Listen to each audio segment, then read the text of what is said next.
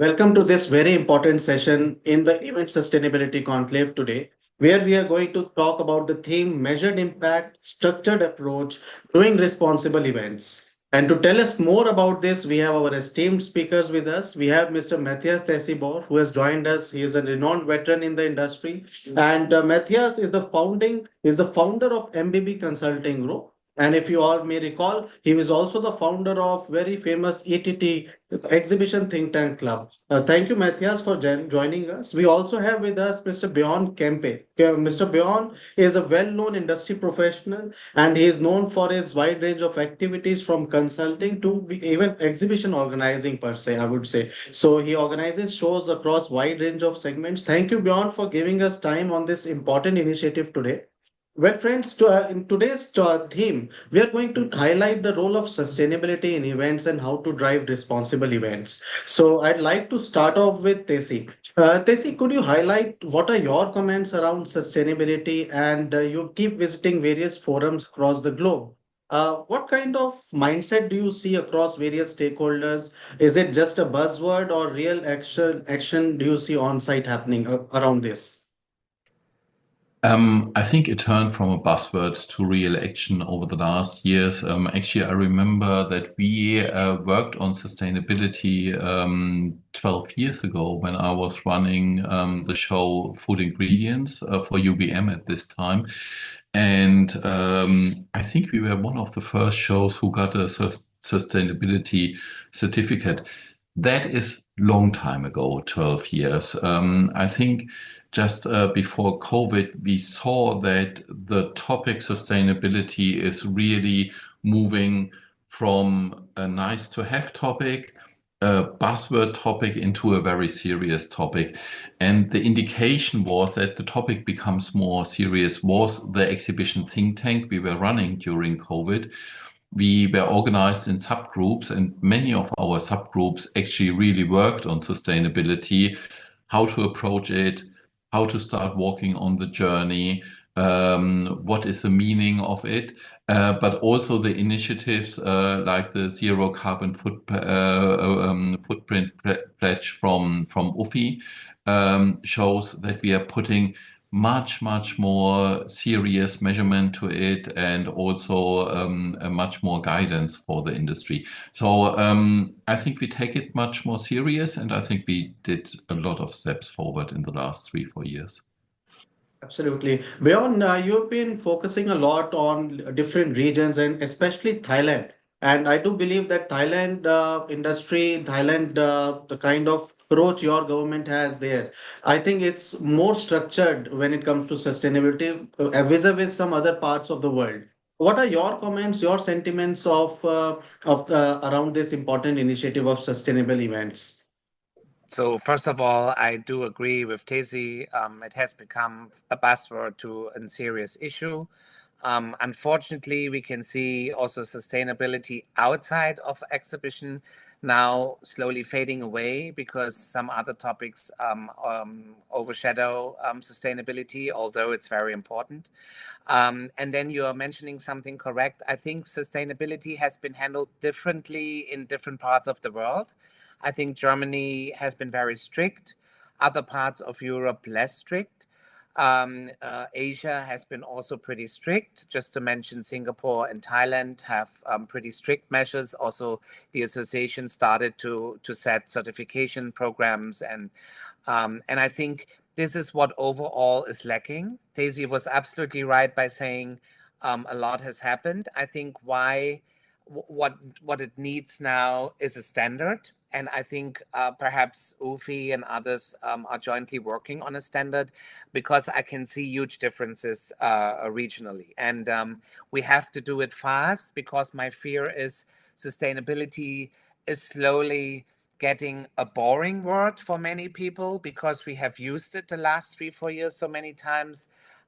So that's why we need to fill it with new life, with new actions.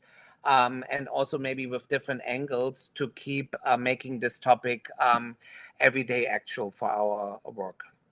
Now, Tessie, how can we measure the impact of our events? What is the structured approach we can take in this regard? A lot of venues, lot of organizers are actually hiring various experts and consultants to give them a correct picture about what kind of carbon footprint they are really offsetting after an event. So could you highlight some of your perspective on this? Yeah, absolutely. And I think actually Björn is right. Very short comment that he said, we are in danger that the topic might fade away over the next years. But that would be also my message to everybody who's working on sustainability. Don't do it for your customer, do it for yourself. Think about if sustainability is important to you, you might have an advantage. Your customers, your exhibitors might like it or might choose your exhibitions, but that should not be the main driver. The main driver should be really the motivation to do a more sustainable show. So with measurements and what people can do, back to the question is, we said already sustainability is a journey, and it's really a question, where do you start on this journey? Are you starting on a more advanced place, or are you starting at the beginning? When you start at the beginning, you will see that you have a lot of quick wins you can change for your exhibition. You can replace plastic bottles. You can do signage in recyclable material. You can talk to your suppliers, talk to the venue if you're a guest event, talk to your different departments if you are a venue, to make your show sustainable practically overnight. That is the first part you can do. The second part is the long-term goals. And what we did in our team that time is that we, first of all, we declared one person to be the sustainability officer. We created a position for that.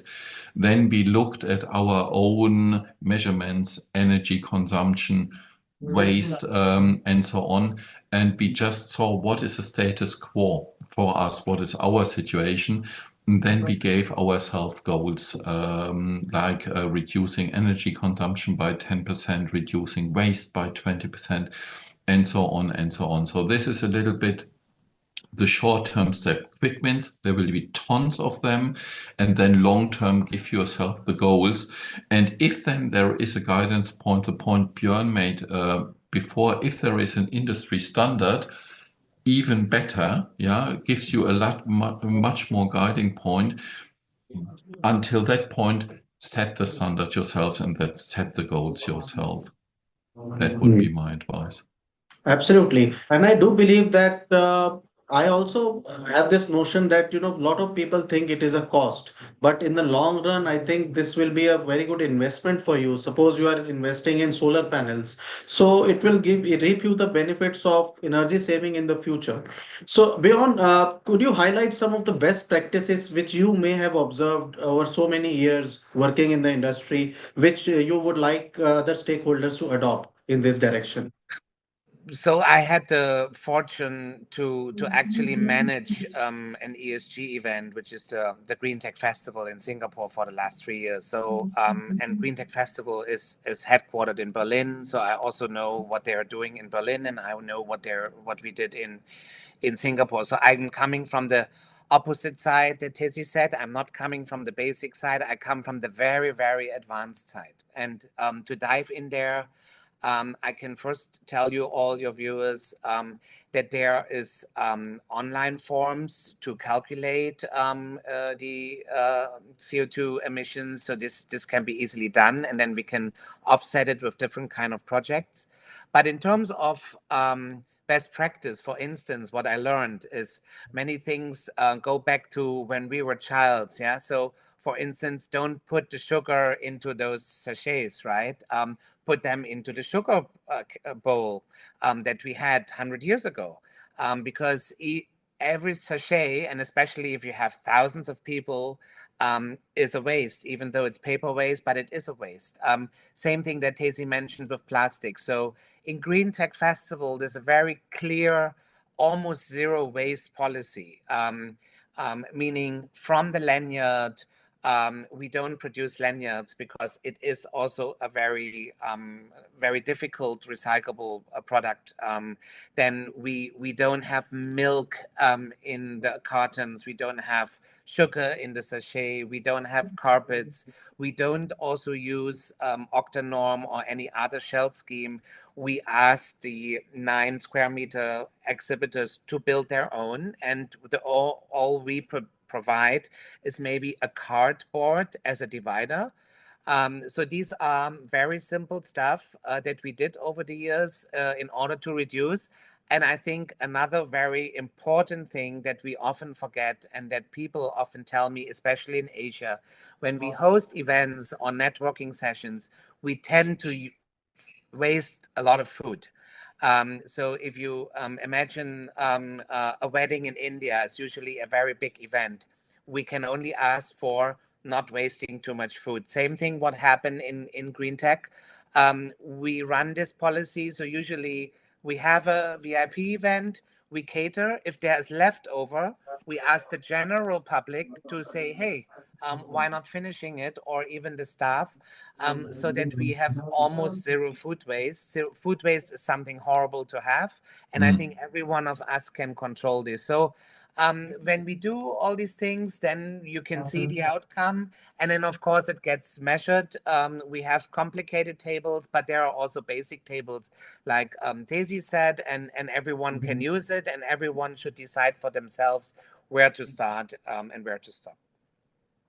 Can I Absolutely. jump in and Sure. just it's I think I want to echo what Björn is saying. It's actually food waste is one quick win as well. Many cities have food banks, and there are many charities where you can leftover food. The one thing I also wanted to say to you, Raghav, is one interesting, because you said sustainability is a cost. If you set your own goals, one part of the KPI should also the money you are saving. It's not only cost, it's also when you reduce energy, you save money. When you reduce waste, you save money. So sustainability can be also a good contributor to a better budget.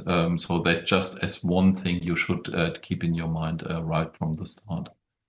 Well, Tesi, you talk to a lot of organizers and venues, and your advisory board is also very active in different parts of the world. So, Tesi, how do you see evolution of different regions, different markets on this critical issue of sustainability?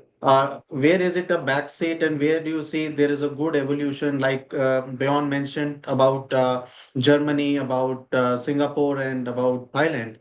Do you have something that some markets are especially lacking or some are ahead? What is your perspective on this? Well, we all worldwide walk in our own pace, right? The important thing is we walk all towards the same goal. And I don't want to pick out markets which are better and other markets which are worse. We are all coming from different starting points, and we all have our different interpretations. As long as the goal is the same, this is fine.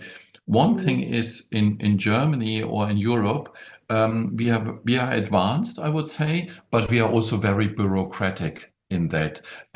If you talk to, for example, if you talk to exporting companies or importing companies in Germany, the forms they need to fill out in the last 3 years to see where their products are coming from and in which way the products are produced are enormous. So yes, we are advanced, but the bureaucracy is counterproductive in that way. What we need to find, and then there are other regions in the world where they're maybe starting in an earlier point, but it's coming more from their heart, the sustainability. And I don't want to judge if one way is better or the other. Bureaucracy is never good, because bureaucracy, you will lose the people on this joint journey to the same goal. It needs to come really from the heart, and it needs to come really from the how to say it in English, from the mission to the goal to make our sustainability or our events more sustainable. And this is what we can start in our company culture. It even doesn't have anything to do with the national culture. if I run a team to make a show, I can create a culture of sustainability in my team. If I run a company, I can create this culture in my company. And this is really where it starts from. And the last thing I want to say is, and we did this research as well at this point in time, is events are also reducing carbon footprint, because there is a statistic: if you would generate the same business that is generated in an event, without the event, the carbon footprint would be higher, because people would have to travel more to meet 3 or 4 other people. So it's events create community, and events are also a very efficient way to generate business, and that should be something we should be also proud of. Absolutely. Beyond, do you also feel that maybe technology and sustainability go hand in hand? And if so, would you like to highlight some of the technology or some of the innovations that can be utilized in our industry going forward? First of all, I really want to echo what Tezi just mentioned. Every country has different standards on this planet. My references were on the standards, where Thailand, Singapore, and Germany are ahead, but it doesn't mean the other countries don't do enough. It's just, I think we both feel it would need to have perhaps a regional standard, even a global standard. That would be great. Technology absolutely helps. I think Tessie has already mentioned the simple solar panels on the roof that every venue can have. I think there's no issue about it. But I think the more digital we go, the less paper printing consumption we do, that is something we can easily do. And the technology is already there. It doesn't have to be developed. I can also see there is AI and robots helping, so that you don't have to have too many built-in counters or something. So I think all this stuff helps. I think what is important from my perspective is not technology, is circular economy. Yeah, and I think I want to that I hope will become the buzzword of the next couple of years, because again, my fear is sustainability will lose a bit sexiness. But if we talk about circular economies in our events industry, we actually want to reduce waste, and we want to renew and to recycle the things that we have been using. The Shell scheme is a typical example of a perfect circular economy, because you keep using and using it. So at the end, the carbon footprint is very low. And I think we can do more in circular economy to really reduce our footprints. I mentioned the food. But there can be also maybe different materials. There can be a lot of angles how to reduce it beside technology. Absolutely. And finally, I mean, this session has been really interactive and a lot of insights we have gained. I'm sure our attendees are networking with each other on this unique virtual platform today. And this forum is all about sustainability, to create a dialogue on this issue and to continue raising awareness on this significant issue, especially in those regions where maybe this is a backseat. Finally, gentlemen, I would like to come to you for one final question. Do you want to highlight any message to the industry or give any closing remarks? Yeah, keep going on the journey, if it's a buzzword or not. Like I said at the very beginning.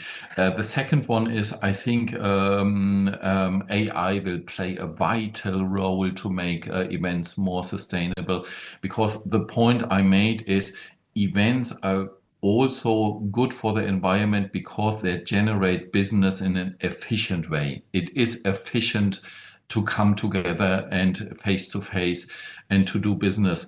If AI can make events more efficient, that is also good for the environment. So AI should not only be seen as something to make the event better, which will happen, it is also something that will make the event more sustainable. from my side, yeah, back to the basics. Like our grandparents didn't have a lot of packagings and stuff. I think this is one thing we can all do. I think many steps from each individual make a big step in a community. We shouldn't forget that. And I would promote as much as recycling as circular economy as possible, and to be energy efficient. So every venue should be net zero. And I hope that our associations around the globe will find common standards to make things easier. Well, on this note, I would like to thank both our distinguished speakers for sparing their valuable time for us, and we wish you all the continued success in the times to come. For our esteemed and distinguished panelists, for our distinguished audiences, I would like to again reiterate the fact that you continue to network and share this dialogue across different spectrums around the theme of sustainability. Well, thank you for today.